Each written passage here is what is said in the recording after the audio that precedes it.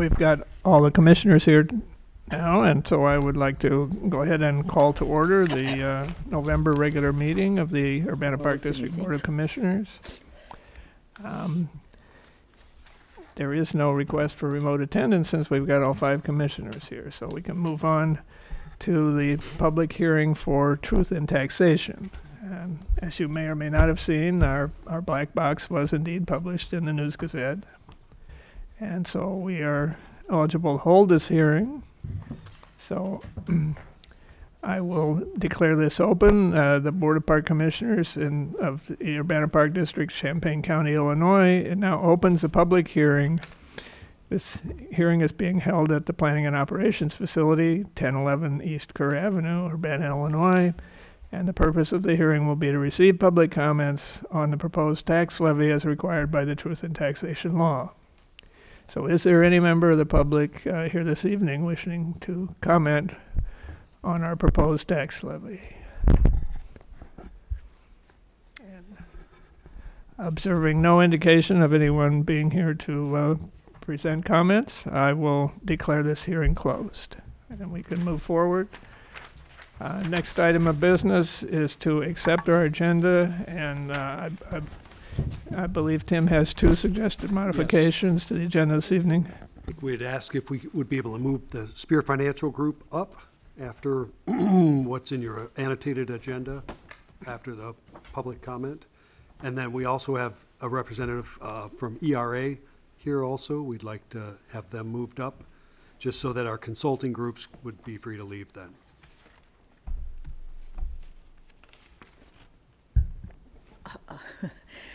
How do I want to put that in a motion? I move we accept Tim's ideas about changes in the agenda. It's that. I mean, it's Moving up Spear and ERA. ERA? Mm-hmm. Okay. Second.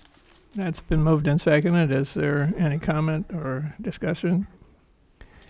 Hearing none, all in favor? Aye. Aye. Opposed?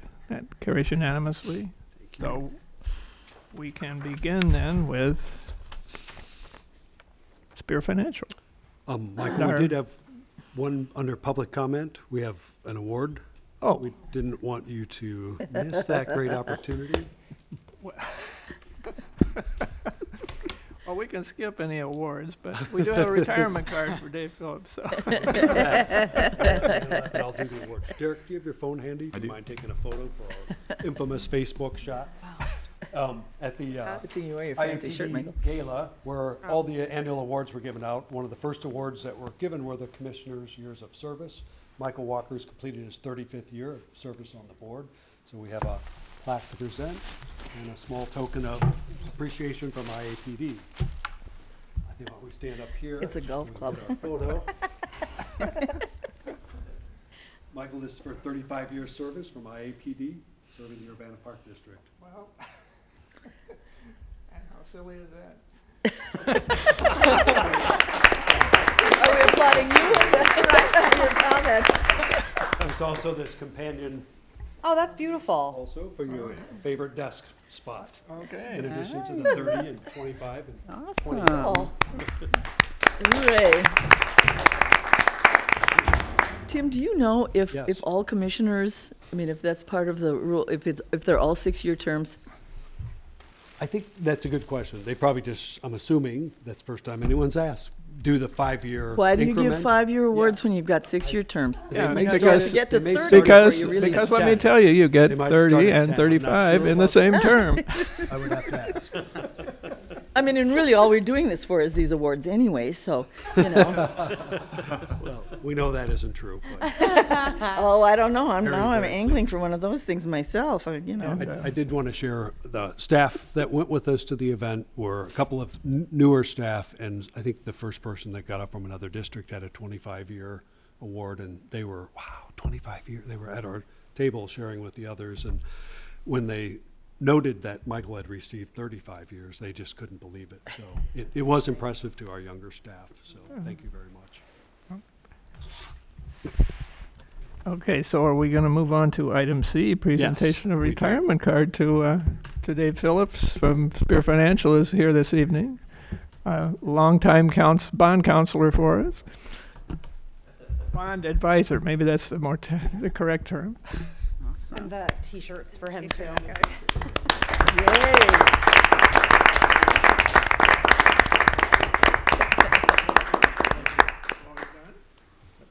I told Katie that I'd like to be able to take Urbana with me to Colorado. So, this is the opportunity to kind of wear proudly some of the special event T-shirts and that type of thing that you've experienced, and I appreciate it very much. Dave, you have to wear it during your presentation. I'd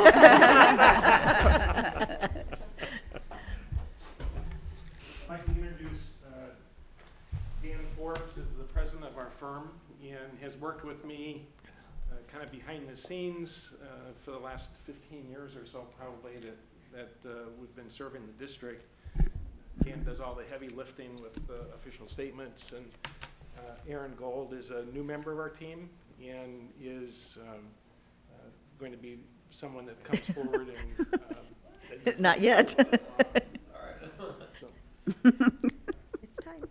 we did take bids on the annual issuance of the non-referendum limited tax park bonds, and we're able to receive, I think, 5 bids, with the best bid from Park Ridge Community Bank at 2.53%. With that interest rate, we were able to upsize the issue. So if you look at your agenda, probably the correct number there for the final sizing is 738,065. Sorry. The yellow folder. Allie, the yellow folder in the board bag has an updated annotated text for the motion. So it was great to get bids from Commerce Bank here in Peoria, Illinois National in Champaign, as well as Hickory Point, and Herscher School District 2. There's an ability that the government have to buy other government bonds, and Herscher School District had passed a referendum and have some additional cash, and so are bidding occasionally on some of these issues that are full faith and credit levies that are available. So, it's good to see them again learning a little bit about what interest rates are appropriate in tax exempt bonds. So certainly would recommend the acceptance of the low bid at 2.53% from Park Ridge Community Bank, and the adoption of the ordinance that you have before you from Chapman and Color. Yeah, and I'm sorry, normally the annotated text in your agenda has blanks for the dollar amount and for the interest rate. And because we did the bond sale Friday, I was like, oh, I can actually fill in the blanks, but I jumped the gun and I didn't put the correct revised amounts in after the revision. So I asked Kelsey to create a revised annotated motion for your use tonight, and I do apologize. That was my error. But the only change is the number. Correct. The Interest rate. 738, right? Okay. Stayed the same, yeah. And Park Ridge Community Bank is who won our bonds on the 2016 issue as well, and they've been very easy to work with, so happy to Well, even have them better. win them again. So Commerce was the 2017 issue, and of course, they're great to work with as well. So it's great to get a little variety and some competition on our bond sale, so it's exciting to see so many people turn out. And thank you to all the Spear group for helping us. Right, well, okay, before the motion, I just wanted to thank Dave in particular, because you have been able to make what's often a too complicated, extra complicated thing. I mean, because most of us don't deal with finance on that level or in that kind of detail, or, just bonds in general. And you have been just fabulous in making it clear. You have an extraordinary skill to take it to our level, really. And that's not easy. Not very many people can do that. And it's made it a lot easier for us, I think, because it's educated us well so that we know more now as we're going on. So I just wanted to thank you. Yeah, we appreciate you. Okay, now I'm ready. Now I'm done. Okay, well, I move to award the low bid on bonds to Park Ridge Community Bank with an interest rate of 2.53%. Second. That's been moved and seconded. Is there any further discussion or questions? Okay, this requires a roll call vote. We'll start on the left with LaShonda. Aye. Aye. Aye. Aye. Aye. Okay, and that carries unanimously. Do we have a motion to then adopt the bond ordinance 2018-12? I move to adopt bond ordinance 2018-12, authorizing the issuance of $738,065 general obligation limited tax park bonds, Series 2018 of the Urbana Park District. Second. That's been moved and seconded. Is there any further discussion or questions on this motion? Hearing none, again a roll call vote. This time we'll start on the right. Roger. Aye. Aye. Aye. Aye. Aye. And that also carries unanimously, so we have approved the issuance of this. And then we can again thank Dave and the rest of the Spear group. Thank you. Yes. And Thank you. See you at the conference. Yep. Oh, See you in good. January. right. Yep. Bye. Safe travels. Yep, roads are clear. Okay, and then our modified agenda, we now, Item E under new business, we'd Okay. like to move up. Jake Wolf is here with ERA, will give us some background, and Yeah, planning will give us the overview.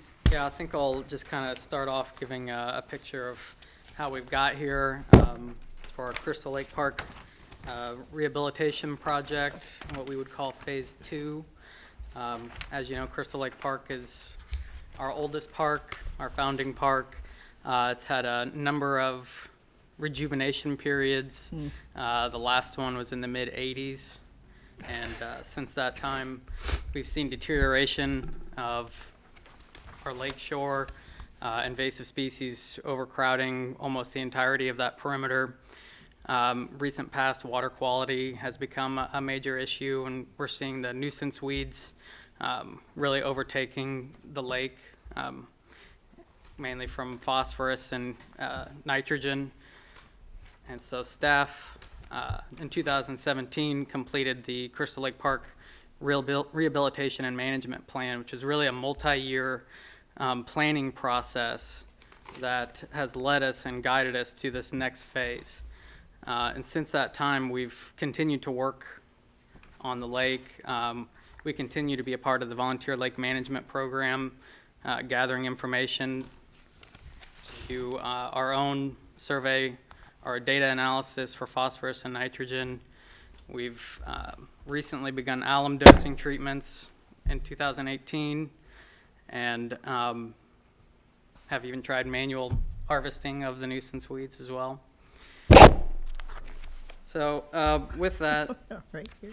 we began last year to really do some site visits and take a visit to similar projects, primarily up north. We also checked out 3 projects in the Champaign area, interviewed a couple design teams, and we felt that ERA really had the best experience, would bring the most to the table to work with us in our particular project. So I'll let Jake speak a little bit on our specific project and his firm's experience.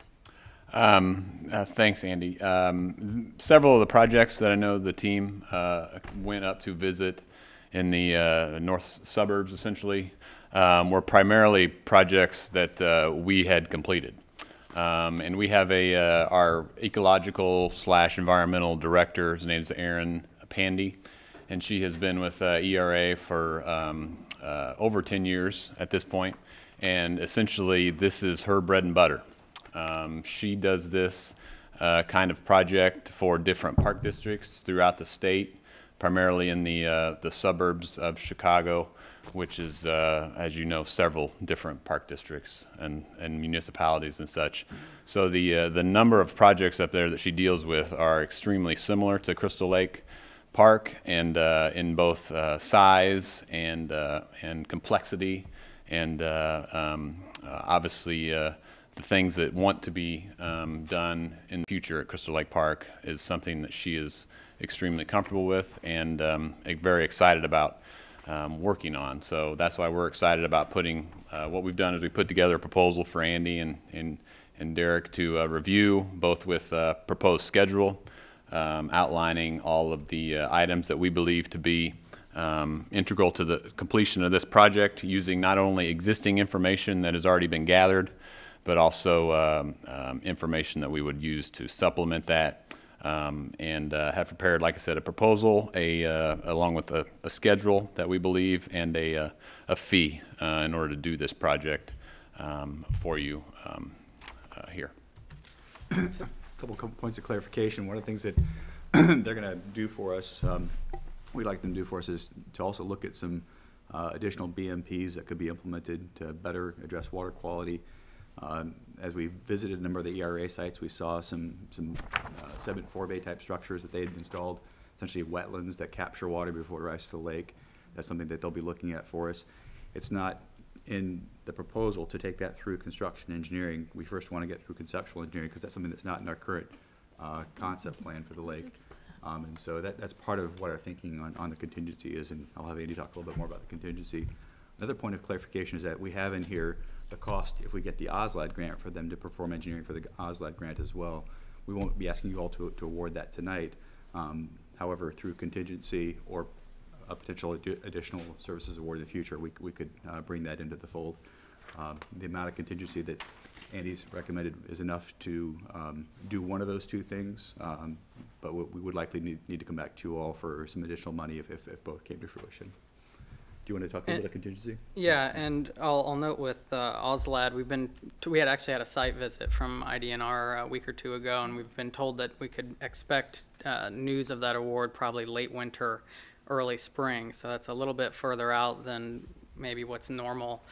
So we're seeing this as a potential, like Derek said, that could wrap into this phase 2 or potentially be an additional service later on for a phase 3. We initially had a contingency amount of 15%, and that's what's included in the annotated agenda. On Friday, we had a project meeting and revised our contingency amount because of some of these unknown factors that you see a lot in these types of projects, and especially because of the BMP potential work. So the memo itself has a 20% contingency number that we decided to increase that to on that Friday, and I don't think we got that completely moved over to the agenda entirely. So, and what we're taking from the budget is our $500,000 general fund transfer for Crystal Lake improvements. That was in 2016 capital budget. And then we'll plan on awarding the base fee that was provided in that proposal for $95,138 with a 20% contingency on that base fee. That's in the amount of $19,027. And as Derek mentioned, as we get further along in the process and we have a firmer grasp of OSLAD and what's coming down the road, we will then come back to deal with those additional services. You notice in the memo that goes with it, the text part under budget, under item 4, has that 20%. In the annotated side, it shows 15, but the actual amount is that 19,027. Just so if you were following along and noticed there was a difference there. Ah, okay. It should be 20%.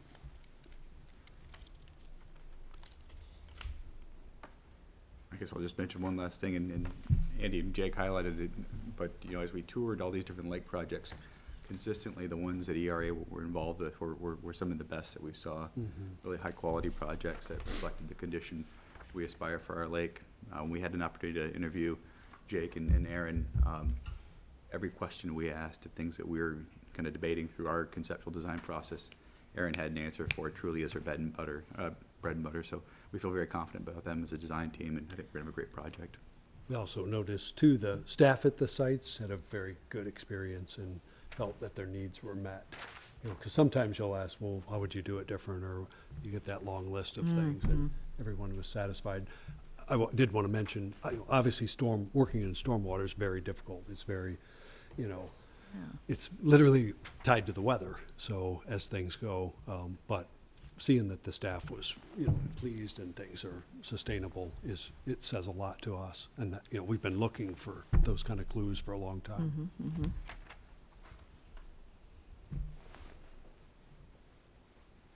Be happy to answer any questions the board might have or clarifications.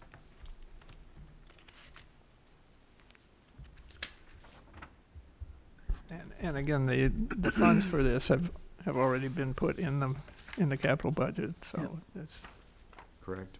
Yep. Total project budget is over $1 million. Yeah, it's close to 2 million. That's over. So, yeah, you remember where we've started. This has been a, multi-year planning process, and it's multi-phased, and it's, I'm excited because it's something that we finally have an opportunity to make big impact in one of our most important parks, our signature park, to really change the landscape there and make an improvement. I move that we award the site environmental services for the Crystal Lake Rehabilitation Project in the amount of 90, is that right? Yeah, Yeah. that amount is right. $95,138 and a design contingency of $19,027 to Engineering Resource Associates of Champaign, Illinois. Second. that's been moved and seconded. Are there any further discussion or questions? Hearing none, we should probably take a roll call vote on this. Start to the left. Aye. Aye. Aye. Aye. Aye. And that carries unanimously with all 5 commissioners voting. So Thank you. Thank you. thank you for coming out tonight, Jake. Sure. Thanks, Jake.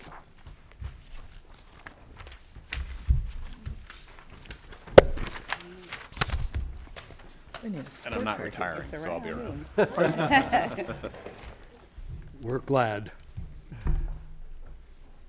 Michael, if I'm correct, I think we're at the UPDAC report with our That maneuvering matches around. that matches my. Okay.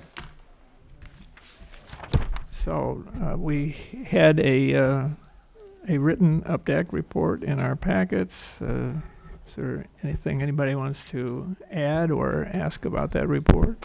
It was a very engaging meeting, and this time, I've forgotten what his name is, brought along, the head guy brought along one of his field workers, and it was really interesting to hear what he had to say, because he's the guy on the ground. I mean, he used to be one of the people that needed services, and he has essentially put his life back together and is now working with them. So he's the perfect person for working with the Friends Without Addresses, because he's been there himself, and I think that he's much easier to listen to. And I think Melissa mentioned it at the bottom of her report, although she didn't look like she wanted him to take the subway. But one of the questions that a very engaged UPDAC asked was, how do we respond on a personal level to when we see somebody on the street in the park? And one of the things that he suggested was that he always has a pocket full of Subway, what do you call them, gift cards. Yeah, or McDonald's. Or McDonald's, put food gift cards. And he just gives people that, because that way you know that you are helping them directly, and it can't be used for anything else except to scrape ice off something. So it was a good meeting, and I think that it's kind of a two-tiered thing for UPDAC, because they see how the park responds, the park district responds to folks in the parks, and yet they get the wider community look at what's being done, and that these folks are now running the time shelter, and how things are going to be done. So it was a particularly good meeting, and what I consider we've been having is a series of really good meetings, but it was good, and I'm glad we had that presentation. Any other comments, questions? Okay, that moves us on to our consent agenda. And for those listening at home, the items on our consent agenda this evening are approval of the minutes of the October 9th, 2018 regular board meeting, the receipt of our regular monthly reports from the 3 divisions, administration, planning and operations, and recreation, approval of the monthly paid accounts payable, and action to accept the philanthropy report and gifts listed with gratitude. And it is the privilege of any single commissioner to remove any or all of these items from the consent agenda for separate discussion and action. Is there anybody wishing to pull anything from the consent agenda? Seeing no such indication, is there anyone willing to make a motion that we approve these items in an omnibus fashion? So move. Second. That's been moved and seconded, and under the rules of the consent agenda, there is to be no further discussion once we get to this point, so we will do a roll call vote with this item on the table, starting with Roger. Aye. Aye. Aye. Aye. And that carries unanimously, so we have approved all those items in an omnibus fashion. And that takes us on to the financial reports. Hello. I will be discussing with you tonight the results for the end of October 2018. So we're 6 months into the fiscal year now. And the first report that I'll touch on is the fund balance report. This is a budget report that shows the receipts and expenditures for the prior 12-month period, the budget for the current period, and the preliminary unaudited results for the 6 months ending October 31st, 2018. And now that we've really made it through our busiest season, this is where these reports actually start meaning something, that we can actually kind of start seeing how the end of the year is going to shape up and kind of where we're at, because everything from this point forward is pretty easy going as far as, we're not going to have a lot of drastic expenditures or anything unpredictable, except unless of an emergency or something. But a lot of our major spending is over with as far as the summer spending goes, and it's pretty easy going from here on out. So this is a really good time to regroup and kind of see where we're going, and everything's looking just fine. So I'll talk you through these reports. So the first page is Sum 1, which is all funds except for the Capital Improvements Fund. Revenues for this period were $8,233,000. 6.5 million of that was property taxes, and we will receive our final property tax distribution in November for the year. So we're almost done. We're at 95%. So that last lingering bit will probably come in this week or next week. And expenditures for this period were $4,630,000, and we have excess of revenues over expenditures of $3,603,000 after 6 months, and we have a change in fund balance of $3,373,000 at this point in the year. If you go to Sum 2, this page lists only the Capital Improvements Fund, and the Capital Improvements Fund has had revenues of $88,000 and expenditures of $569,000 for a deficit of $481,000. We've had transfers in of $229,755, which was the support from the English Fund for the replacement of the pool pack for the Urbana Park District's share. And so after that other source, we have net change in fund balance in the Capital Improvements Fund of $251,000 at this point in the year. And so a lot will change with the Capital Improvements Fund after you approve the bond ordinance tonight. After you have approved it, because you already did.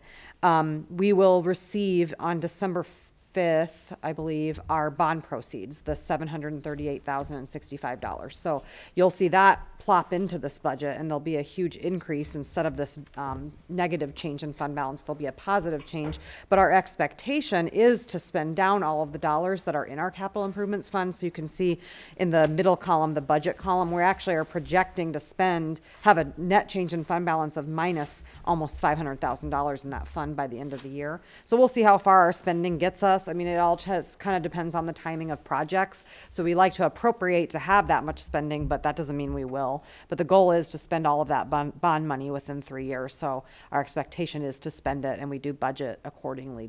So you'll usually see a budget deficit in this fund. And finally, in the summary page, Sum 3, this is all funds added together, the first 2 pages. And you can see if our fiscal year ended today, we would have fund balance in the Park District of $10,234,000. And then after that, our main working funds, the general fund, the rec fund, the museum fund, and the indoor pool. But like I said, everything's kind of just ongoing and looking really good. And you can see that in the next report as well. So this report is the budget analysis with history report. And I was really sad today. We had our first day with the accounting software people. And we will be able to have a report just like this in the future, but we have to build the history first because they're going to bring in our annualized history, but not a monthly breakdown of it. And that's mostly due to cost. It would be really expensive to have them break down our data conversion on a monthly basis like that into all these categories. And so they said really what's best is to get the annual breakdown and then start your building of the monthly history going forward. So someday I hope to bring this back to the board because I do really love this report. And I think it really gives a great snapshot because of the way that our expenditures change so seasonally that you can have a snapshot of where we were at the same point in time for the past 3 years is really beneficial. So we'll build back up to that, and my goal would be to be able to present something similar to you in a couple of years, you know, or even after we've had 1 year of history to compare back just to the prior year. So we'll build that as quickly as we can. So, but overall, the meetings went really smoothly today. We have meetings all day tomorrow and another half day Thursday. And then I talked a little bit more about it in my board report. I'm trying to give just a general update of how far, what the progress steps are in the process, and they'll be on site in January. And our go live date is January 22nd. So it's a big change, and so far I feel like we're in good hands, and we had some good discussions today about process changes and efficiencies mostly. And so you'd be without a live accounting system for 5 days, is that?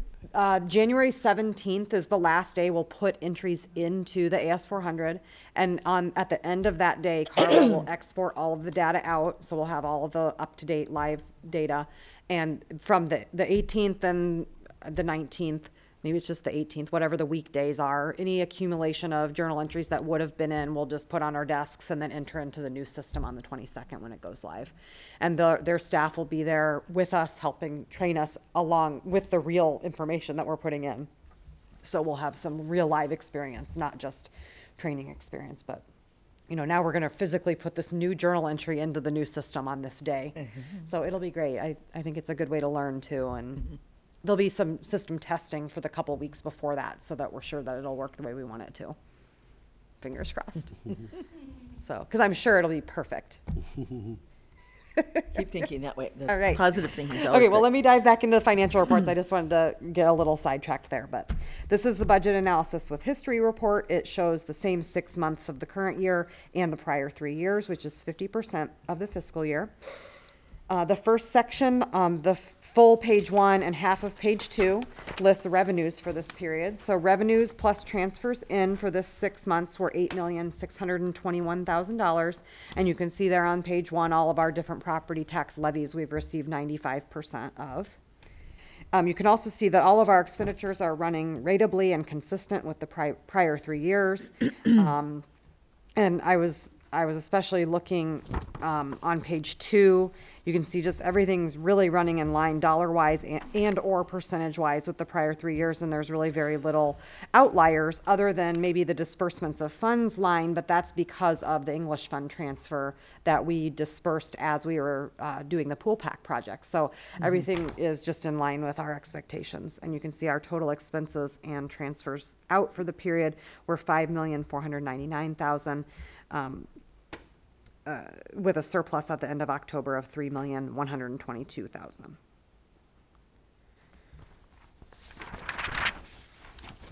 Sales are quite good, Katie.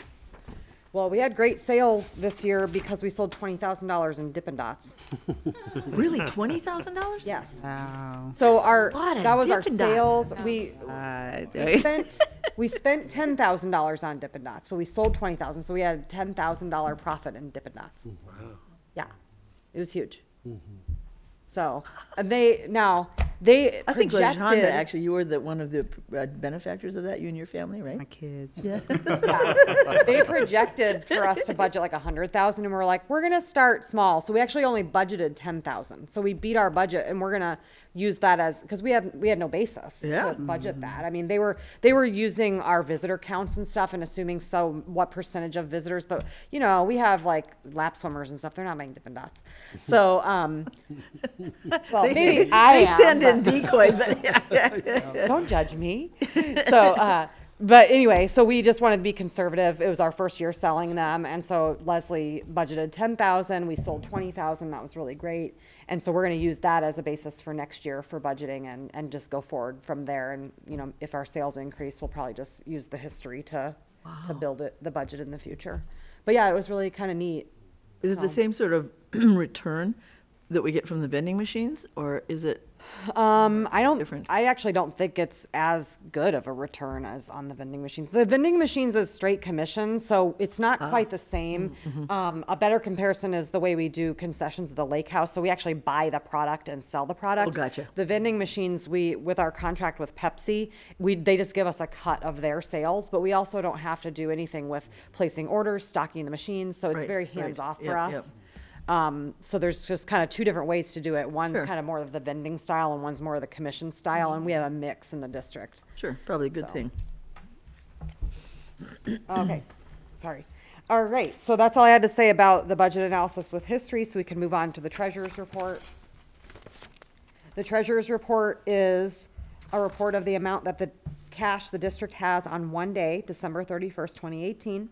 All 24 funds are listed with where the cash is invested for a grand total of $11,868,087.71. Page 2 lists in the money that we have in interest-bearing accounts. So of that 11,868,000 that we have in cash, we have 10,434,000 invested. And I wanted to point out an interesting fact in our list of investments. Illinois funds, which has historically kind of had a fairly low interest rate, has been steadily climbing every month. And over the past maybe 6 months, I've been paying a lot of attention to it because it's almost getting the same rate as our 1-year CD. It's actually getting a better interest rate than our 1-year CDs at Park Pool because of the fees that we're having to pay on them. And so I actually am going to work with Illinois funds. Illinois funds used to be where all of our property tax money would be deposited. But then they had a bunch of changes in how they were doing it, and we switched and had our property tax money deposited over to Chase Savings.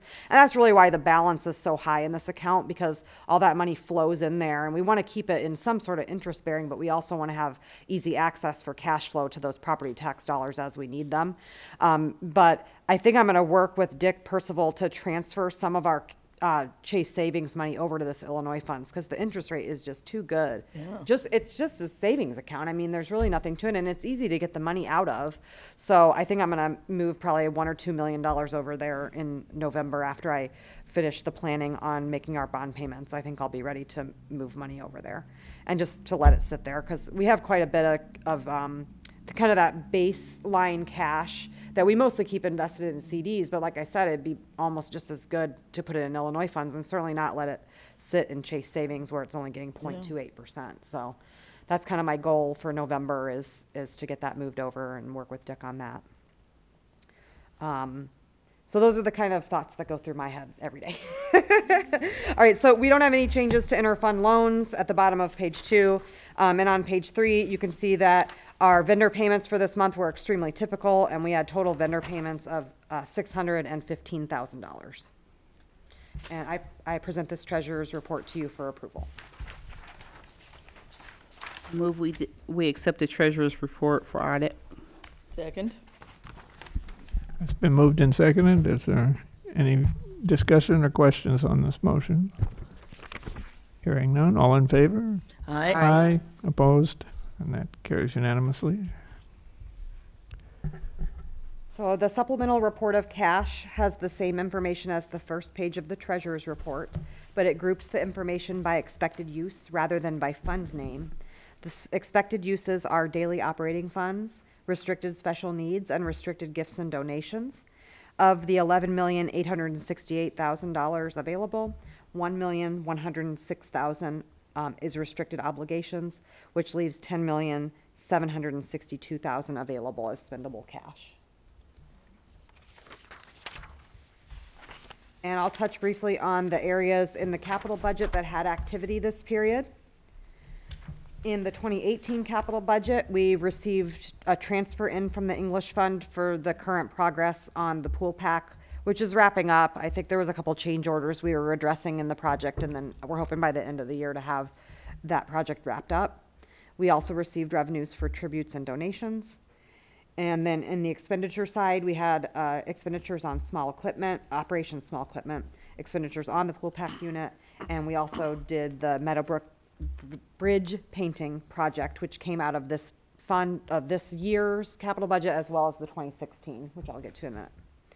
And then we also had a little bit of spending down in the Crystal Lake improvements section on water quality. In the 2017 budget, we received our second disbursement from the state for the ITEP grant, so we request that every so often. I don't know. Once we get a few invoices Yeah. piled up, we do kind of in clumps together, kind of. We've made 2 requests and we've received both. Have we made a third request now? No, I'm waiting for one more invoice. Yeah. So we've just kind of been batching those requests, and they've been pretty responsive. So, I mean, I think The first one was in like 4 weeks, and the second one was in like 2.5 months that they took them to turn it around. which really isn't So- that bad for the state. Yeah, so. I won't complain, I guess. I think we sent one of the invoices in April and the other one in June or July, Yeah. so. Right. But we've received both of those now. We also had spending towards the ITEP project, and you can kind of see the status of where we're at with that. If you look at the year-to-date column, you can see for the ITEP revenue, we've received 69,876, but under the expenditures, there's 2 lines. We've spent 79,585 and 19,896, and so the difference there is what we're still needing reimbursed, at least for the one line, the one that's from the grant funds. So we're only out 10,000 right now from what they Yeah, owe we've had us. a few real small invoices, so I'm waiting till it piles up a little bit bigger before we ask. We also started spending in the 2017 capital budget on construction crew projects. We closed out Keith's budget in the 2016 budget, and he moved forward into this one. And then down at the bottom, we had some spending on Crystal Lake improvements and a little bit more spending on the bioswale project. And finally, in the 2016, I'm sorry, I left the asterisks off for some reason. I missed that, but down at the bottom 2 items were where there was activity. There was that other portion of the Meadowbrook Bridge painting, and then there was also spending on the James Room project as well. Wow, okay. We closed out the Phillips siding project that was in this budget, and we used the remaining amount on the additional spending for the James Room. So that's all. I don't know if Andy or Derek have other updates on capital Yep. projects? Yep, we do. I'll start with the ITEP project. It's a state bid, so there was a bid opening that was held last Friday. As a board, you've already agreed to the construction agreement, the engineering agreement. So the bid came in a little bit higher than the estimate. I think it was around 5%. So typically, if it's not a wide variance from what the estimate was, they will ask us basically for a verbal concurrence of it. So we will anticipate hearing from them soon, and then we'll give them our concurrence that we are agreed to move forward with the ITEP project. We'll anticipate coming to the board probably next month and asking to award some contingency funds with the project. So the construction agreement and the engineering agreement were standard forms from the state that really just set it at the grant fund amounts. So we want to be able to ask to have some contingency dollars to be able to work with anything that comes forward during the project. We previously budgeted some additional money for these sorts of overages. Yeah. You know, IDOT does a lot of road projects, but these sort of path projects that involve limestone, retaining walls and landscaping, it's a little bit outside the norm. And so I was actually a little concerned that we might see higher bids, and 5% quite reasonable in my opinion. Oh, good. Phillips, the James Room and kitchen is kind of amazing to go in there and see right now. It's completely opened up. It looks like it's 3 times the size as it used to be. There's no finishes or anything at this point. They've really just finished up the demo portion of it. They'll be starting on plumbing and electrical work here this week and next. Our staff's looking into finalizing our FF&E items, tables and chairs, what color, what finishes we would like, door pulls on the cabinets and stuff like that. So Schedule's, I would say, a little behind at this point, but I think we're still good to plan for it to be completed in January sometime. Our one-way road study, I wanted to briefly mention that the public open house is scheduled November 28th, 4 to 6 p.m. at the Lake House. Open house format, not a formal presentation. We'll have a number of boards available around the room for people to come in and look at the proposed new one-way system, as well as asking how people feel just about the concept overall, and get people's ideas on lane widths. And do we want to see a single standard lane width for the road? And then variable everywhere else for the multi-use, or vice versa? So we're working on marketing materials now. We'll have that out on social media, our website, flyer distribution, and yard signs, all of our standard things. Turkey trot, yes. Oh, yeah. Perkins Road, the sanitary district, we just did a final walkthrough. This is their project. They have a large pipe that, what is that? It's just a drainage. I don't know if it's really goes to the saline. Stormwater tributary to saline. So it's a very similar project to what would happen at our saline in Crystal Lake Park, where they did bank stabilization. They have J hooks, rock structures to help with habitat. Walked through today. They were finalizing everything. It looked really good to us. It's quite an improvement. Remind you all, this was a project that was funded entirely by the sanitary district, and also received the cooperative input from the drainage district. It's a huge improvement and much needed. They had a pipe that was this little creek had begun to erode into the pipe, and the pipe was actually getting to the point where it could rupture and carries a lot of sewage to the plant. So it was critical to repair it, and this will help to make sure it's stable for the long term. Oh, with that, another project, Perkins Road, that's funded by the sanitary district. I'll just give a quick update on our Perkins Road Phase 3 project. It's progressing through the wetland delineation. There's an IDNR review. They're going to work on finalizing the conceptual design and move into construction documents here in the next month. The goal is to have the project completed by June, so bidding I would anticipate to occur relatively soon. Wow. That's exciting. Mm-hmm. Exciting. Unless there's questions, I think that's it. I was reminded of why I thought originally it was a good idea to keep a road through the lake, through Crystal Lake Park. I took my mom on a drive to the park. She still can walk, but not as well as she used to, and it was a real treat for her to go through the park. We were, spying out all the really pretty trees, and so I think that we made the right decision in not closing that road. And I'll be glad to see how that all works out. All right. Okay, ready to move on to the executive director's report? Great. Just a few updates. Just want to mention right. Corky's not with us tonight. He's attending the Urbana Free Library Board meeting, and he and Elsie are talking about our outreach programming. So they're very enthused about what we're doing. As you know, we're doing quite a bit of collaboration with the library. In fact, I think Celeste will be coming in November to talk with our UpDeck on things we're doing together. So glad to see that they're getting information tonight. Did want to mention too, if you haven't heard or been over to the Indoor Aquatic Center, our new pool pack has been challenging us with its operational. It's not overwhelming us with how amazing it is, but staff's fairly confident we can get things under control. And obviously with any new system, getting it to mesh up and talk with the old building and get things working properly. I didn't know if you guys had any updates as of today or since we last spoke. There's a faulty module that they've ordered to replace. There's also a switch that they had to replace earlier. It's a monstrous unit, and they're finding the bugs.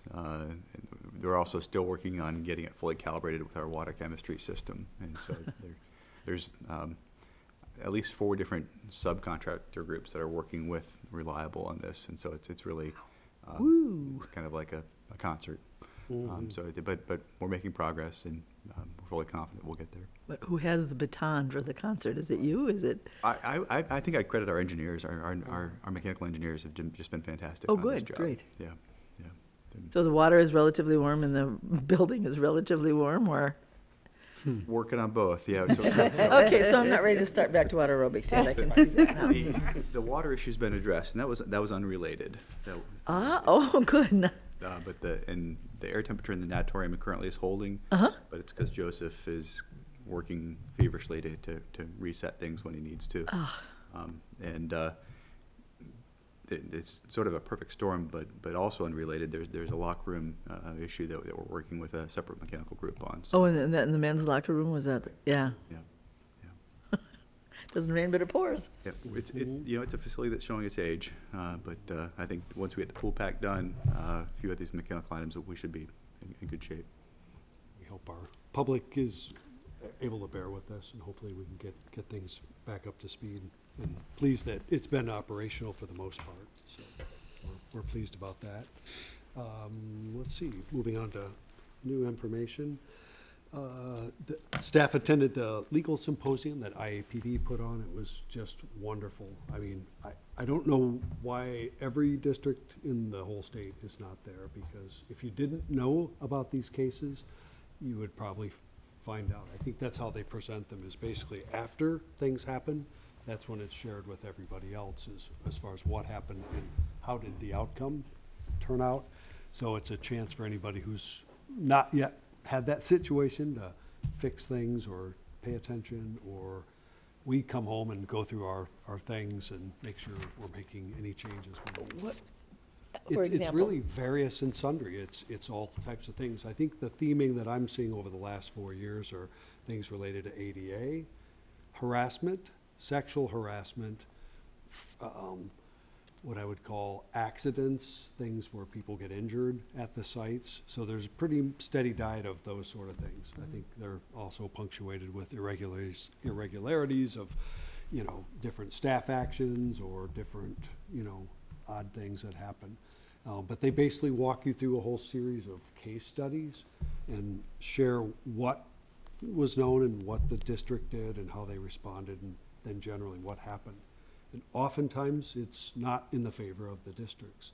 So I think our other message is it's more and more difficult to stay ahead of liability and risk. I think we all know some of the whys of what society is probably geared toward, but it's very challenging to maneuver. So we look at this as a great opportunity to learn from others' mistakes.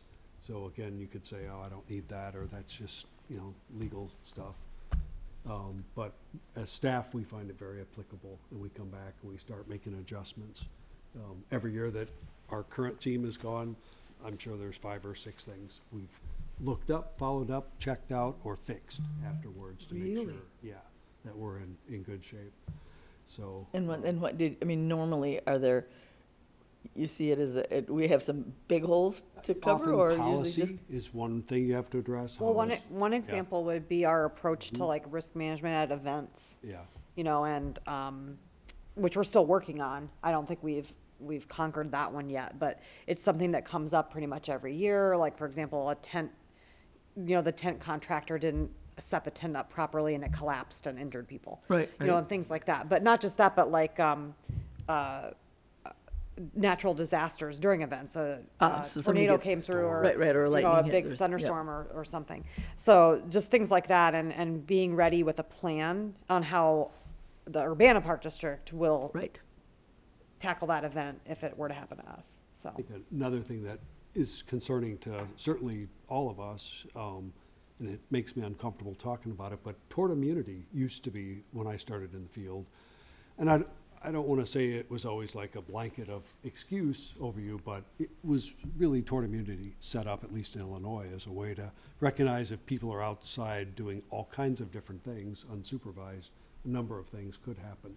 So you're given immunity. It's being challenged more and more, and trails Really? in particularly has me very concerned. What was considered trail systems and things that you would normally probably have less liability, districts are being sued and losing. and losing. So we're always concerned when we hear that, because you can't be everywhere all the time. At One times, the case, case law seems contrary, like Right. they'll decide one thing and then it'll be completely different in another case. So Mhm. it's difficult to anticipate. one of Ooh, our wow. High Parks cases, I'm not talking out of class, won't mention names, but, there's a situation that occurred on a trail where a bollard was left down. The bollards that supposedly separate and protect, people or keep vehicles off. Somebody laid it down, and a person came along and hit it.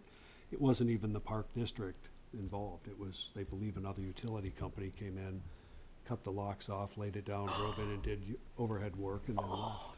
And so when the rider came along, now they can't prove who it was, so the district's probably going to end up, well, we don't know. But those sort of things happen. So anyway, we think it's a very good opportunity to train and hopefully get ahead of our own curve on the mistakes or the outcomes of others. So, and again, it's not that these other districts are just willful and wanton and wild abandon. They're probably operating on what they understand to be true. Right, right. So ever vigilant is our advice for everybody. So we'll continue to attend, and we appreciate that. We also get CEUs for attending as well. So Uh-huh, there's good. at least a professional benefit. Wanted to add to, we're working on a kind of a newer opportunity, probably mentioned it in reports, but our arts staff is working with the City of Urbana, 40 North, and Urbana Business Association. What we're trying to do is a new downtown series coming up for this summer with kind of a Saturday afternoon, early evening event idea. The idea is it would be in May, be June, July, and August. August being Sweet Corn Festival. So basically there'll be a presence with the Park District at each of these events, offering some sort of arts-related opportunities. We're thinking fourth Saturdays are right now being tagged, and event would probably be something like 5 to 8 in that early evening of summer. So the idea is that all four of our groups want to work together to offer a new kind of downtown experience. We really want to get downtown Urbana hopping and things exciting. And there are some other things happening, but we're excited. Start slow, see where this will grow. Maybe it could become more, but we're enthused. I think a little bit of working dollars have been provided by the city through their arts program to help kick this off. So frugal budget, kind of starting slow, but hope to build it up and see where we could go with this. So we're excited. Also wanted to mention, I also did cover this in my report, but I thought it was worth mentioning, at least for anyone watching at home. Park districts, both Champaign and Urbana, working together with the U of I, with the ORPR office in looking at youth athletics. I think there's a lot of thought going on in research circles now that we seem to be very focused, putting kids in very high performing and elite athletic programs, and we're missing the opportunity for general play, free play, skill building, exercise, basically a wide variety of physical activities. It seems like a lot of districts are geared to elite teams, getting everybody that they can on these travel teams. And the other outcome is we're missing lots of other people that don't fit that profile. And so we want to do some research and start figuring out, what can we tell parents at home? What are youth telling us? What do we know to be our own experience? So we're going to get a proposal. We'll work through that. Again, we're trying to start slow. We don't have a lot of dollars we can put toward this, but their staff is willing to help with this. They have 2 PhD students that are very eager. But I think a couple of outcomes could be, handbooks and guidelines for families, for, parents to really be educated about their youth and development, what's good for your kids. Obviously taking some cues from youth, what are their impressions? What do they want to do? Why do they do what they want to do? So we want to start doing questionnaire survey work with parents and adults, as well as young athletes or young participants. Are we talking just athletics here, or are we talking sort of exercise, I don't know, activity in general? It's probably athletics-based, but I think what the hope and outcome will be is to direct and point people to more just general play, playground play.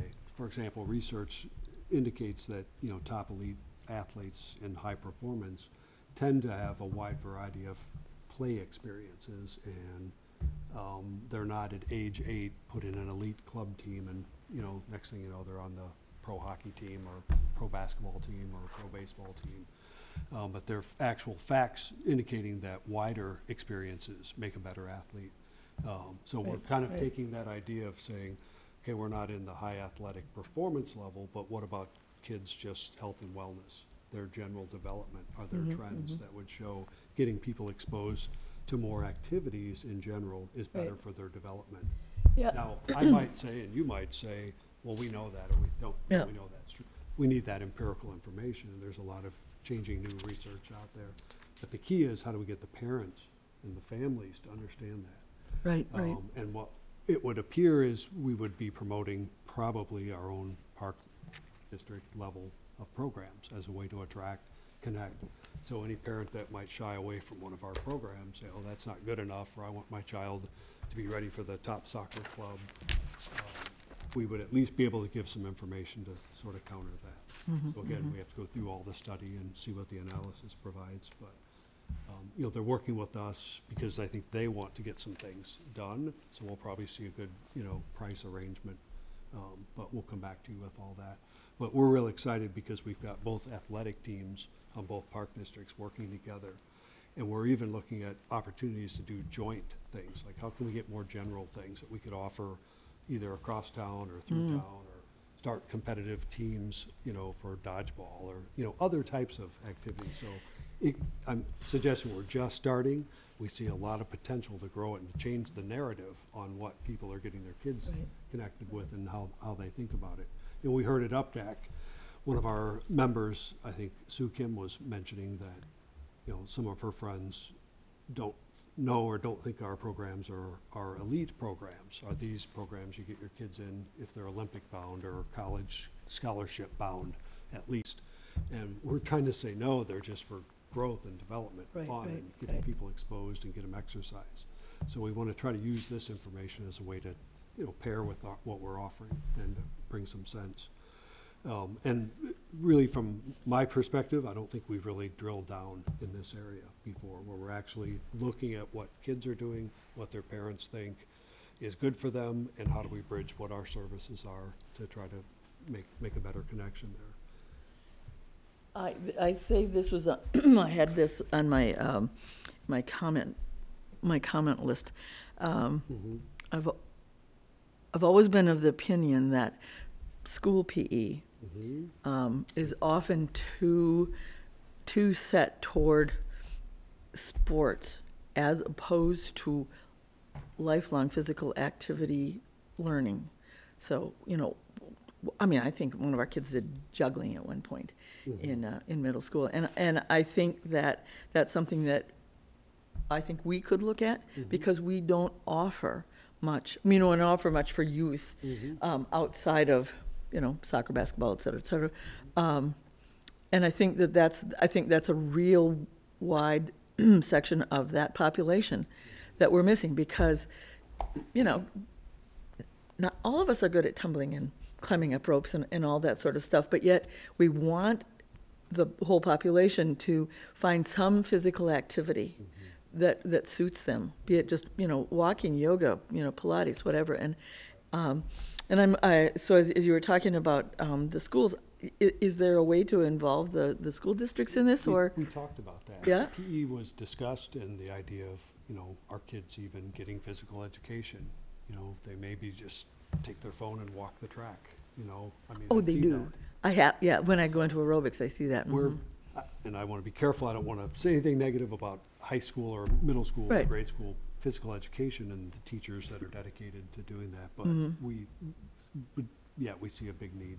Yes, yeah. So if, I mean, as usual, we could be leading the way and saying it isn't just the kids who can play soccer and basketball and baseball. It's interesting because Champaign Park District sees the same trends we're seeing with how people are responding. So they're very interested in working together with us on Great. this. So I'm really excited about Good. that. Questions about that? Yeah, I mean, you were mentioning parents not sending their kids, and you think that in some cases is because they're worried that the programs are too elite, not enough. Not elite enough, It's nowhere near just enough. just the not enough elite Yep, is, yep. is the only Right. thing. And Yeah. again, that's one family's feedback, well, obviously.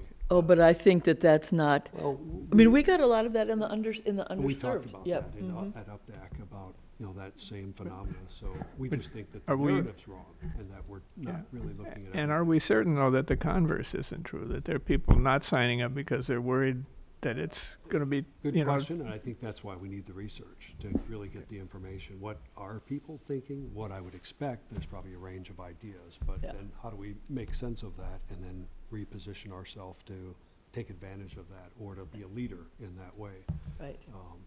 and try to see some results. So again, it's starting small and we hope to grow this. This could be a multi-year ongoing, but we're trying to look at where do we see marked improvements along that way. So right now, we're in the discovery phase, and we hope to learn more. So, From what I've seen as a, as a veteran of a lot of real cold soccer games and really weird basketball games, and watching the Nadiators in the summer, is that I don't think anybody would need to worry about Urbana being, their programs being too elite. You watch some fourth grade basketball and you know pretty quickly that this is just kids who are figuring out that you have to stand with your hands up if you're on defense. and we agree. I think both districts talked about their swim programs as being the ideal kind of program where you do get that team experience. It's a large group of people. There's a competitive level, but you're competing against yourself, and it's mostly fun. Yep. But there's a lot of exercise, going on. Right. So that is probably where we're doing it right. Oh, absolutely. I mean, Nadiators is Well, just, And I should say, there isn't necessarily a right or wrong, but where do people find the true values of where their kids get healthy? And so that's what we're trying to get at. right.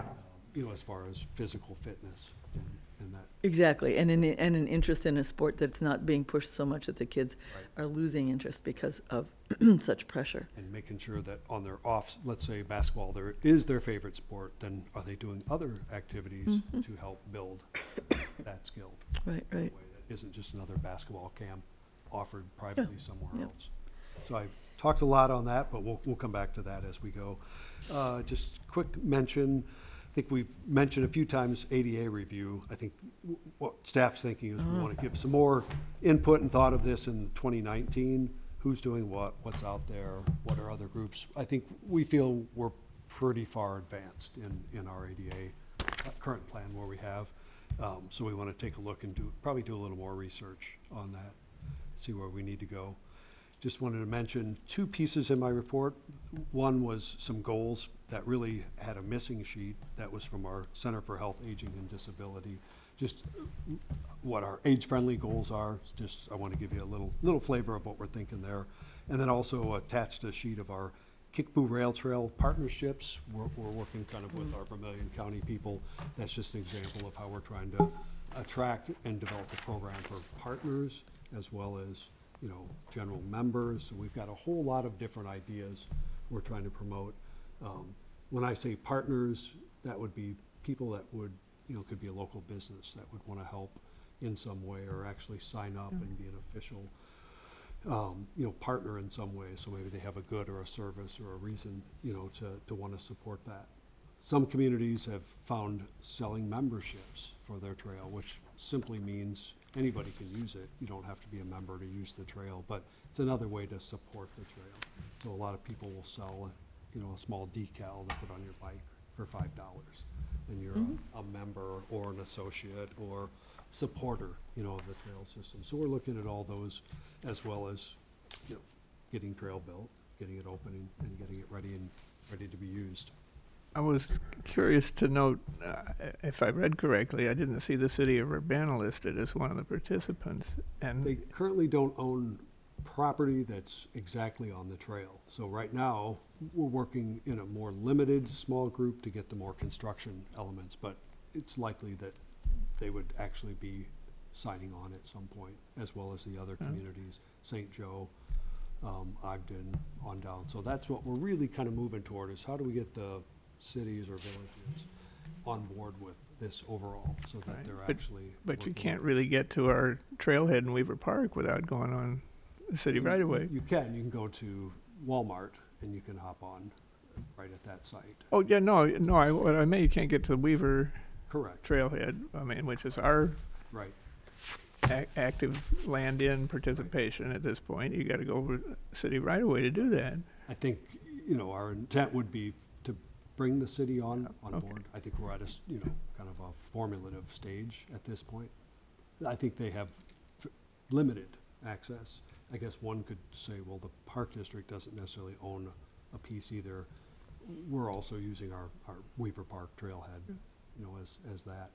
I think there may be a different way to look at it. Who's willing to come and work for a couple of years on something that's going to be very difficult to put together and spend the time and energy that it takes to do that. So right now we have a core group, more of the park groups that are, committed to doing that.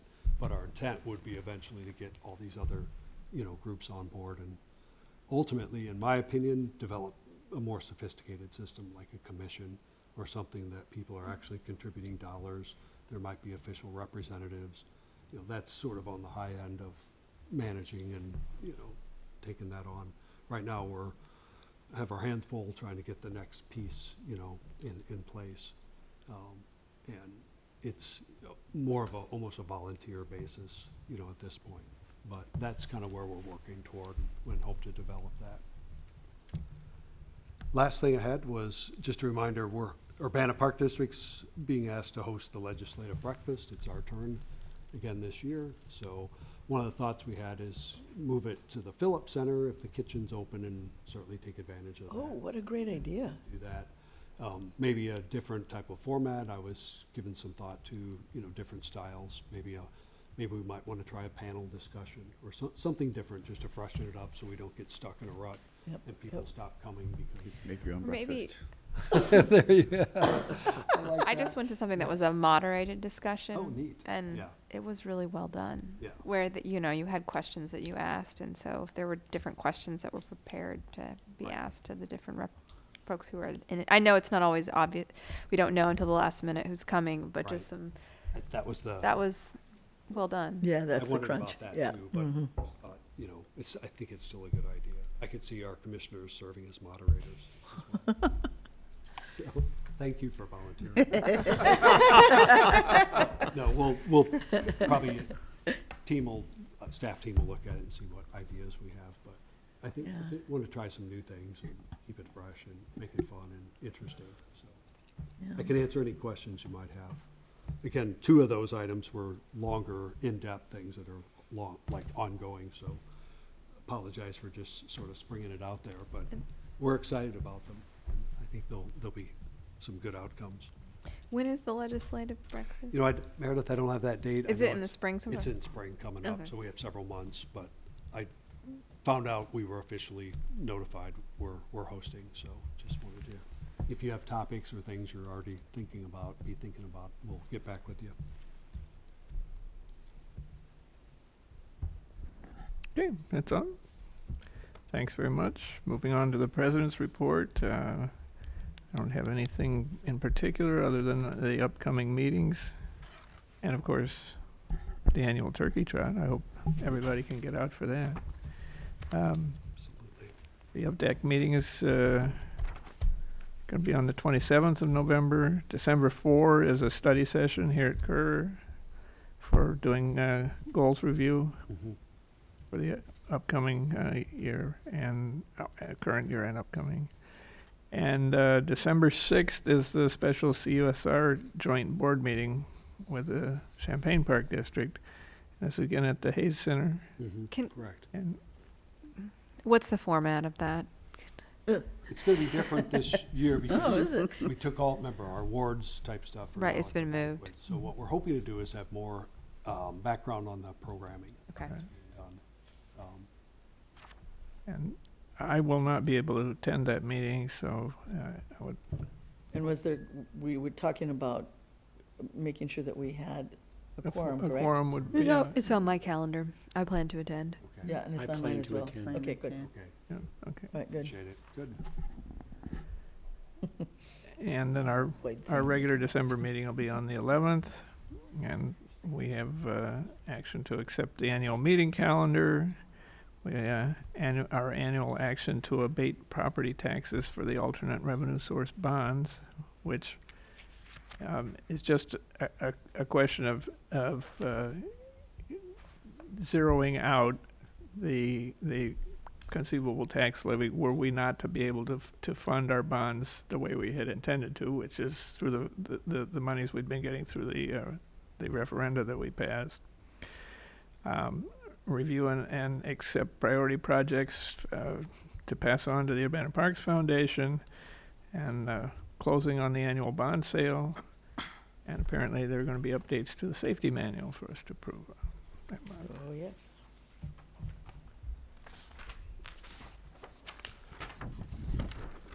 And moving on to liaison reports, the finance study group met actually before the study session this month. So I think by now we've pretty much covered all the things that were dealt with in that meeting, and we're meeting again. Uh-oh, I'm dropping a stitch. It's in February. January, It's in January. I think the 3rd is what's jumping out at my Yeah. brain. the first Friday or I something. Yeah, don't yeah, have it down. first. Yeah, So, yeah, right after the new year. is there anything from the policy study group to report? No, we're trying to schedule a meeting for December. Okay. If I can grab you at the end, I don't know if any of the dates Alex suggested worked for you, but if not, if I could get a better idea of like just your general availability, we can try again with another doodle. And Urbana Parks Foundation representative, Roger? They shifted their meeting from yesterday till next Monday, so. Because this building was closed, Yeah, so. on Veterans yeah, Day, Yeah, Ah, our Monday meeting, so. okay. we're closed. And I'll be in Portland then, so, So it's going to be next week. next okay. Monday on the Mhm. Yeah. 19th, yeah. All right. And the UPDAC Planning Study Group, is there anything to report there? Yeah, we're having a hard time finding time to meet. Yeah. Yeah, okay. We did have to cancel our, Yes. for full disclosure for anyone at home watching, Yes. because of the Governor Hometown Award sure. event. So we had a meeting scheduled for that, so. Alrighty, that takes us then up to old business, and the first item is a rather important one. Action to adopt the ordinance 2018-11 and the tax levy ordinance.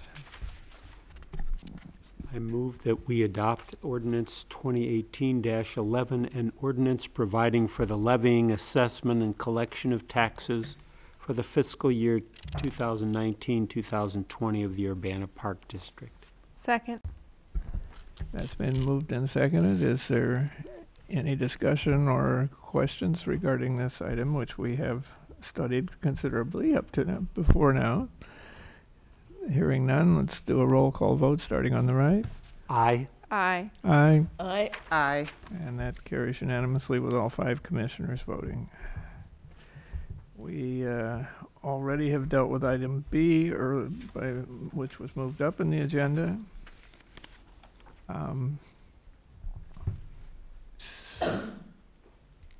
Yeah, and that runs all the way through 2 different items there.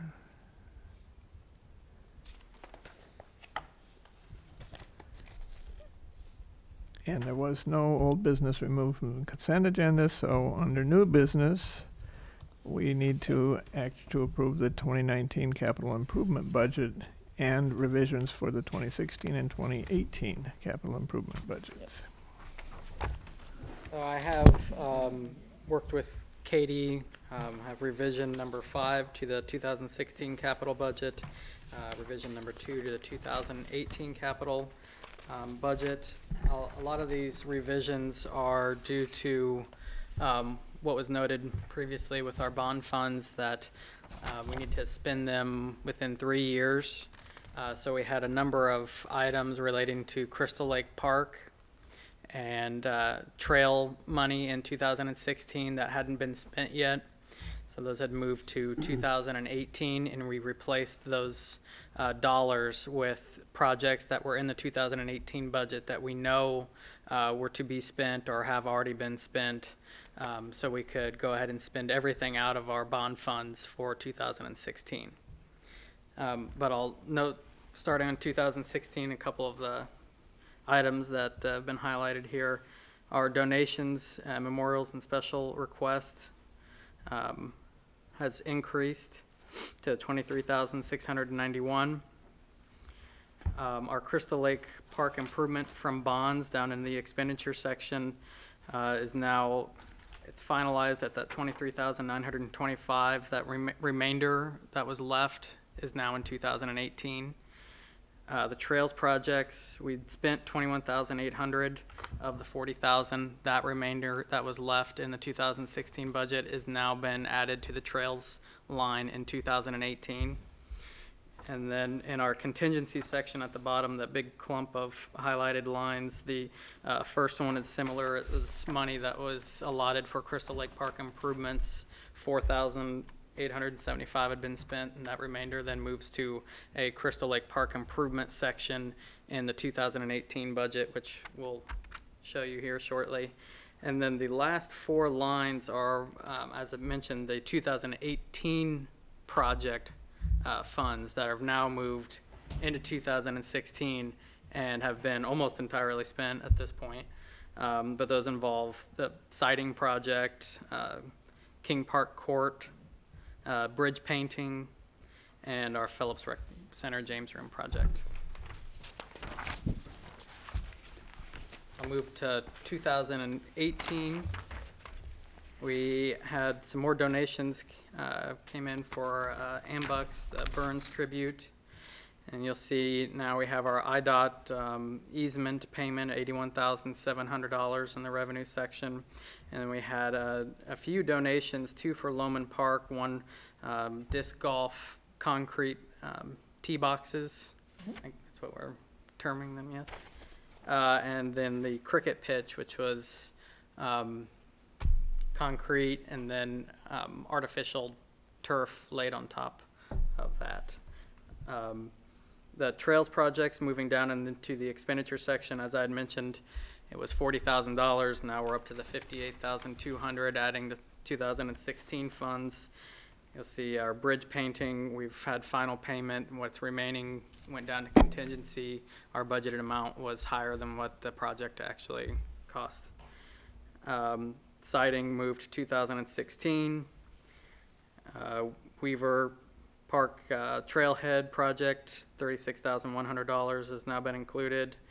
And then you'll see our Victory Park 103 Grossbach demo and purchase coming out of the 2018 capital budget. I'd mentioned the CLP improvements from bonds in 2016. Now there's a section that have moved from there. Katie and I, as we spend out in certain areas, she's creating lines so that you can get more detail on if it's Crystal Lake Park improvement, what part of Crystal Lake and Park improvement. So here you'll see water quality being taken out from that. And then finally, the Leo Park path work has now been completed and paid out of 2018. If there are no questions with revisions, I'll move to 2019 capital budget. This was presented at the last board meeting, and I'll note the revisions, and this have been presented to our finance study group, I believe a couple times. We had one small change from our last month's meeting, and it was an increase in revenues. So I'm happy to report. Sounds good. It wasn't by very much, but we had a little more bond sale money than I had initially put in our draft document. Which will change again now that it was revised on Right. Friday. Right. That's okay. 738, right? Yeah, this'll still just be the approved budget because you'll vote on it now, and that's fine. And then Contingency will. when we revise again, we'll adjust the amount back down to the 738,065. So it's no big deal. I'll just point out a couple line items of note here. We have a lot of the usual suspects in our budget, but the vehicles and equipment, we have $100,000. 50,000 of which would come out of this capital improvement budget. We'll request the other $50,000 from the foundation. In the scenario that does not play out, we'll plan on paying that from our recreation operating starting FY20. Yeah, I think we'll plan on budgeting a transfer from the recreation fund to the capital improvements fund if the foundation doesn't have the funds to support the showmobile. So just kind of working down the expenditures, we have our normal hazard tree work, construction crew projects, technology, small equipment, mechanical and replacement, the trails projects and hardscapes and fencing. These are normal $40,000 budget items. We've earmarked these two for this specific year for any other ITEP overages and for our CLP rehab. And then PRC playground replacement is scheduled for spring of 19. We actually have the bid out right now for that, so we're hoping to actually get some options here in the next 2 weeks, take it to some kids for sticky dot activities, and hopefully bring it to the board next month. And is that for equipment only? That is, yes. Yeah. Equipment and the edge, the border. We're planning on using some ADA funds for that as well. King Pavilion painting, this would be the gazebo and the pavilion, probably be completed late summer next year. And then our contingency, what we've been doing, we have the big contingency number that we've been setting for Crystal Lake rehab projects. Usually we pull $75,000 out of that as a general contingency for the capital improvement budget, and then that remainder then is for Crystal Lake improvements. So, unless there's any questions on the revisions or the 2019, that's all I have.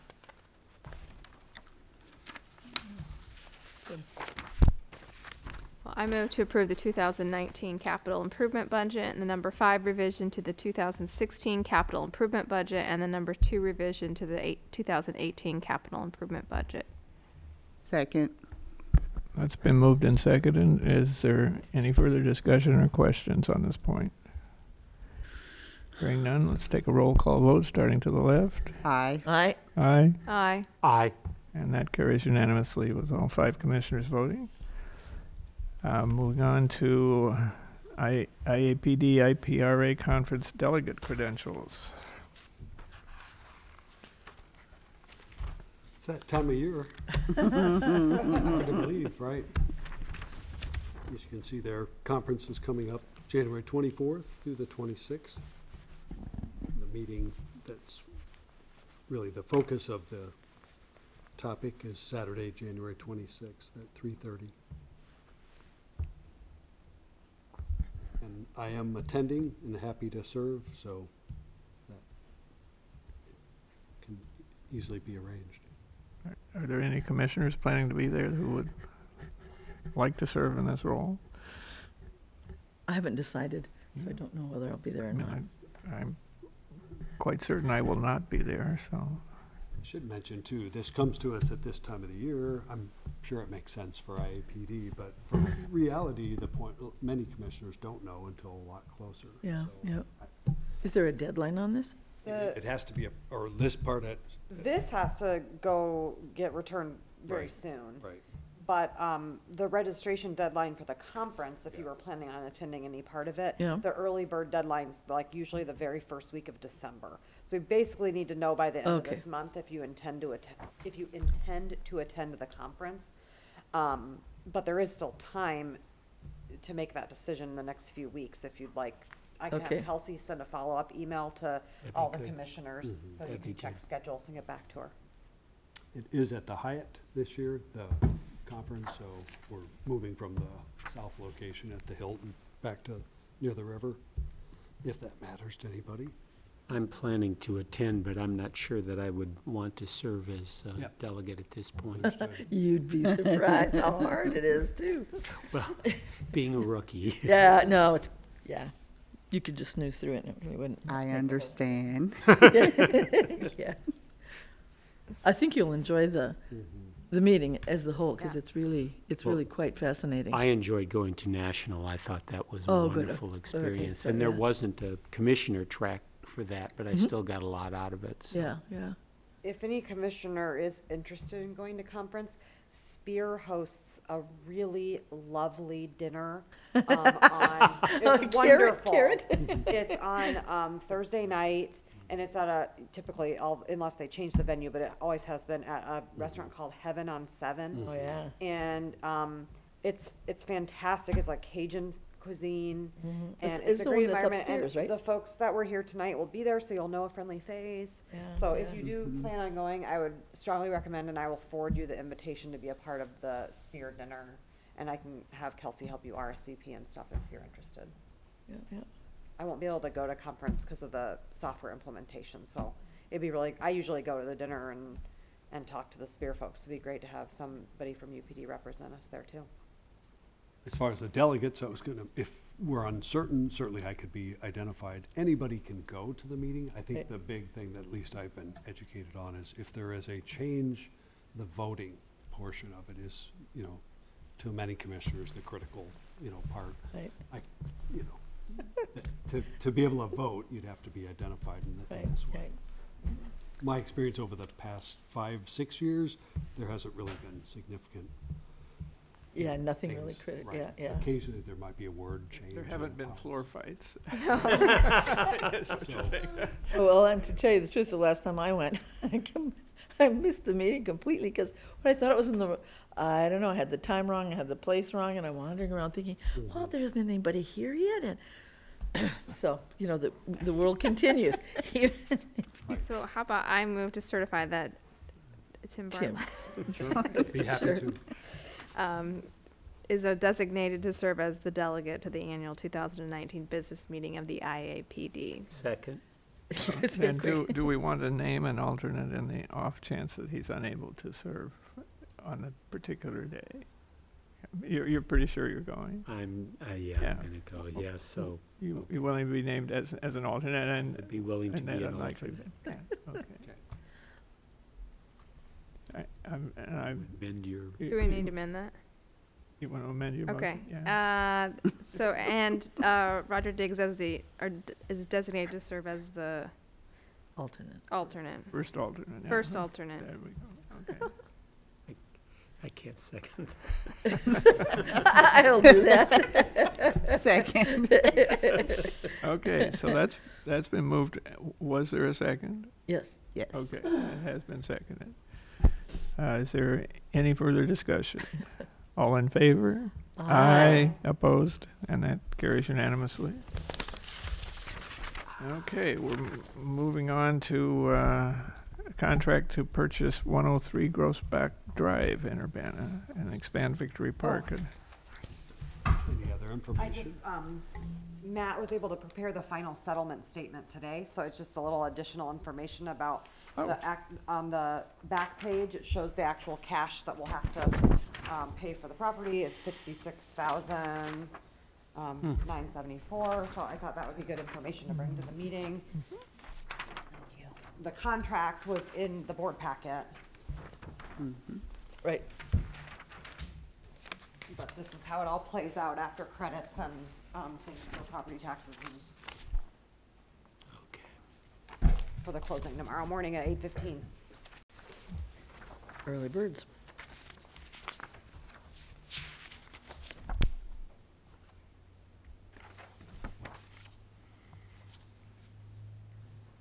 So we, Cool.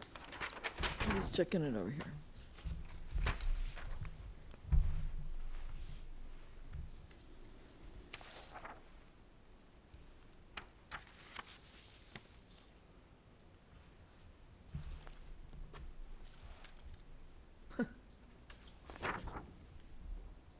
That's right around what we agreed upon, right? Mm-hmm. Zupa. Cool. You ready for a motion? Yep. Okay. yeah, I move to approve the contract to purchase real property identified as parcel identification number, PIN, 92-21-104-022, commonly known as 103 Grossback Drive in Urbana for $69,000 even, and to authorize Executive Director Timothy Bartlett or his designee to sign the closing documents on behalf of the Urbana Park District. Second. That's been moved and seconded. Is there any further discussion or questions on the point? Hearing none, let's do a roll call, starting on the right. Aye. Aye. Aye, Aye. and that carries unanimously. Now brings us to action on Resolution 2018-16 regarding applying for Illinois Safe Routes to School grant. Any So- staff? Yeah, so this is a grant program that is this year funding 100% of the project costs, including engineering. And talking with Regional Planning Commission, they felt like the path that we had previously talked about that would connect Colorado Avenue with Loman Park would be a great application. We have spent time with the school. We actually were at a student event there, got support for the event from the school. We have letters of support from the school. We've talked with the apartment complex that's to the west, and he also has offered a letter of support. We've had Burns Clancy and Engineering perform some preliminary engineering, as shown in the document here that shows a draft layout. If we're so lucky, we'd want to work with them to refine the actual layout. And they've given us a construction estimate with engineering, a total of $188,340, which is shy of the total max grant request of $200,000. So we're excited about the opportunity. We feel like it's a good project, and I'd be happy to answer any questions you have. Just a reminder, this is the attempt to complete the path that ends sort of in the middle of Thomas Paine School. It doesn't quite get to Loman. We had tried to complete before. And that was an 80-20 at that time. Obviously at 100%, it's even more attractive. So Yes, indeed. I move to approve Resolution 2018-16 for the Illinois Safe Routes to School grant application for the Loman Park Path project connecting to Thomas Paine Elementary School. Second. That's been moved and seconded. Is there any further discussion or questions? Hearing none, all in favor? Aye. Opposed? And that carries unanimously. We've already dealt with item E. Brings us to item F, action to award the 2018 vehicle bid. Okay, as you are aware, we maintain a schedule for our vehicles and equipment replacement. This year, we had budgeted for the replacement of our, what I would call a UPD museum piece, 1991 It's pretty crummy looking. dump truck. We had this out to bid early October. I would note that in discussions with our staff and planning for replacement of vehicles, it was noted that the 2-ton is really larger than what we need, and that what's preferred is the 1-ton dump trucks that we have currently. So it was advised to us, which we acted upon, was to replace that 2-ton with a 1-ton dump truck. I have a list of options, as you can see it in the memo. We had one bidder. It went out to, I believe, 13 dealers and equipment installation companies. We typically call a few people we were expecting to get bids from to try to figure out why they did not submit, and I get my usual stories that they had a lot of bids that they were trying to wrap up at that time, and ours didn't quite make it into their schedule. But we had one bid from Bob Ridings of Taylorville. It was a base bid of $31,920. Our options was a little over $14,000, and we had a trade-in offer of $2,500. You'll see in the budget section, taking out our 7.2-inch mower and including the minimum trade-in value, we're within our capital budget, $75,000 expense that we had budgeted for this year.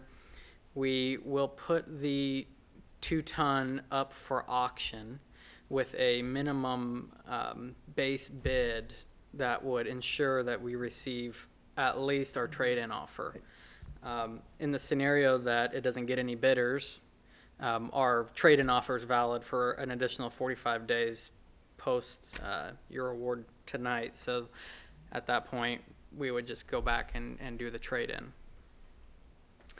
And we're expecting the auction to take place middle of next month. So. With that, we're recommending to award the bid of $46,165 for the 1-ton truck with options 1 through 7, and to authorize us to auction or trade in our 2-ton. So we feel this is not a bad price. I mean, you only get No, the this- one yeah, this bid. is a good- It's always a concern is whether you get a quality bid in that process. I think it's effectively It's- the state bid price for a 1-ton. It is, yeah. Bob Ridings often gets the state bid. Yeah, okay. They kind of specialize in municipal projects, so I think that's why we don't see a lot of other interest, particularly with some of these specialty vehicles. If you're bidding a half-ton pickup truck, we tend to see Not a a lot. lot That's of what- others. Right, yeah, yeah. Yeah. I was told they don't. There's some that don't bid 1-tons. They don't have them. Yeah. So. I suppose there's not a lot of call for a 1-ton dump. Or 2-ton, probably for that. This is, by the way, the last in our fleet that has the old blue on it, so it's. Oh, is it? What's left of the old blue? Well, I move to award the bid of $46,165 for a 1-ton truck M12 with options 1 through 7 to Bob Ridings of Taylorville, Illinois, and authorize staff to auction or trade in the 2-ton dump truck. Second. That's been moved and seconded. Any further discussion or questions? Hearing none, we should be taking a roll call vote. Let's start at the right. Aye. Aye. Aye. All right. Aye. And that is approved unanimously. And brings us down to the Crystal Lake Park Family Aquatic Center modifications. I think I've provided quite a few updates on this project going forward or in the past. And, You've got it locked right up. Oh. That's why he's been around for 30, it happens after 35 years. It just, everything goes. You gotta look for those. So, but for, I guess, any viewers at home, this includes You think there are people who really watch us We hope. Yes. for the comic geek I received factor? fan mail. Private changing stalls in both the men's and women's locker room. The replacement of all the exterior lockers with a new phenolic material that's more conducive to the outdoor environment. The lockers currently on the exterior had a number of warping and fading issues. We also have problems with the coin-operated locking system, getting replacement keys. So we've included a customer-provided lock for our exterior lockers. We've also included wallet-sized lockers for about 28 of them in the men's and women's locker room entryway. We sent this bid out to 6 different companies and only received 1 bid again. And I had the same stories and an elaborate story of someone breaking their leg included with this one and couldn't get the bond document in time. Wow. Well, at least they're inventive.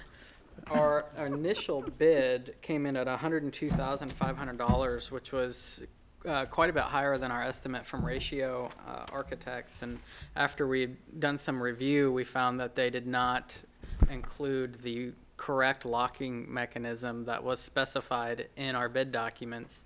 They were including a coin-operated system, which is what's currently out there, probably what they saw in the pre-bid meeting, and then gave us a deduct price to do DigiLock, which we didn't want that either. So we asked for submittals, and we received a revised bid that includes our specified locking, which is the customer provided. That actually dropped the base bid by almost $40,000, which is It's you know, astounding. I think we think a lot of the reason why there may not have been a lot of interest, because there doesn't seem to be a lot of additional. There's not a lot of meat on the bone for the project. A lot of the project is the lockers, and not a lot over that. But And that 63,000 revised bid is at the very low end of our estimate from Ratio. So we feel very good about that amount. Hooray. For budget, we have the ordinance, budget and appropriation ordinance appropriates $50,000 for this project. And then the remaining funds that are needed for the overage plus the contingency will be taken from the recreation operating fund. And then the regularly scheduled R&R transfer would then be reduced by that amount. That would happen at the end of, in April, I think, probably of 2019. So if we don't use all the contingency, obviously that would also go back into the R&R fund. Katie provided a overview that's included in your packet that kind of gives an idea of what our R&R fund's at currently, and it projects expending the project in its entirety plus its contingency. And then we'd be left with, at the end of this year, with our 2018 R&R transfer with a little over $90,000 still in that fund. So we're recommending to award to Commercial Builders, Inc. the revised base bid of $63,000 and that 15% contingency of $9,450. Oh,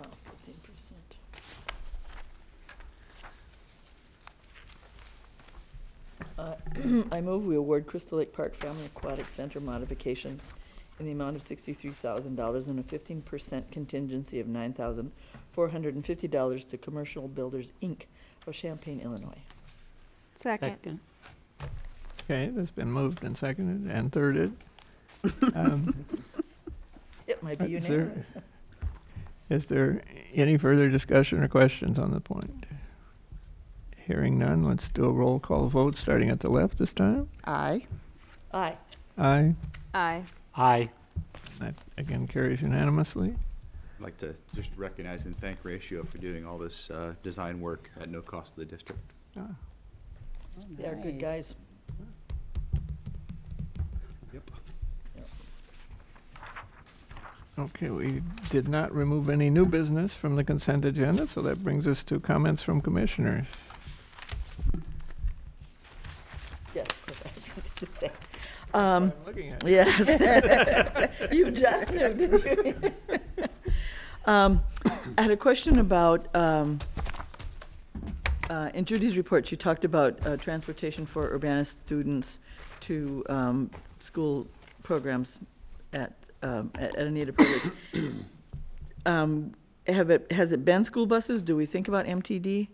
Do you know how it's done? Either, whoever we could Oh, okay, move us, both could be. all right. And I wanted to comment on the specificity of the operations reports. It's really nice to know, instead of, oh, we worked on this. I was particularly interested in all the information on the sculptures, because that was quite interesting. And I mean, the reports are good in general, but I really like the specificity. I can't remember what the roof on Phillips is like. Could we think about putting solar up there eventually? Is it the right? Anyway, it's just a thought. I mean, we don't have to talk about it. It's just a. It's due for replacement. Yeah. Oh, well. So it's on our 5-year capital. I think it's 2023 right now. Right now, we're looking at this facility and the Indoor Aquatic Center pretty seriously. Instead. Yeah, there's an outside chance if things come together, we might actually have something for you all at the December study session. I'm still getting information about it. Great. And as well unless for I'm Richard's. misremembering, the roof orientation at Phillips is not going to be particularly conducive, is it? Right. Yeah. Yeah, that's what I couldn't remember when I was.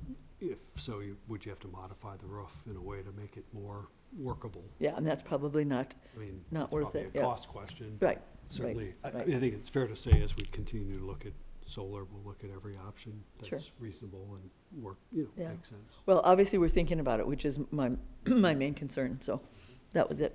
That's it. I'm done. Any other commissioner comments? Okay, then I believe we've exhausted our agenda, and I'll declare us adjourned.